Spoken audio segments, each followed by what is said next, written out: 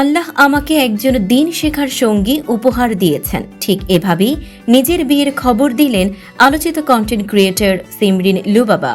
মঙ্গলবার বিকেল 5:30টার দিকে তিনি নিজেই এই সুখবর জানান।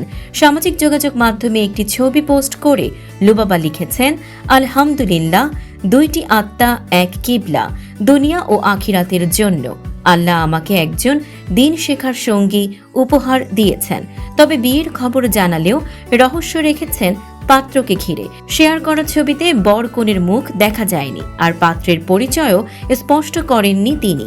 ফলে বিষয়টি নিয়ে সোশ্যাল মিডিয়ায় শুরু হয়েছে নানা আলোচনা ও কৌতূহল।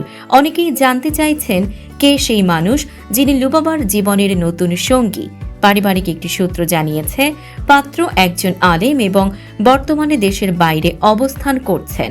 ইসলামী বিধান অনুযায়ী পারিবারিকভাবেই বিয়ের আয়োজন সম্পন্ন হয়েছে। খুব শিগগিরই এ বিষয়ে বিস্তারিত জানানো হবে বলেও জানা গেছে। উল্লেখ্য, লুবাবা ছোটবেলা থেকেই মিডিয়ার পরিচিত মুখ। প্রয়াত অভিনেতা আব্দুল কাদেরের নাতনি হিসেবে তার যাত্রা শুরু। শিশুশিল্পী হিসেবে জনপ্রিয়তা পাওয়ার পর নিয়মিত অভিনয় ও মডেলিং করছিলেন।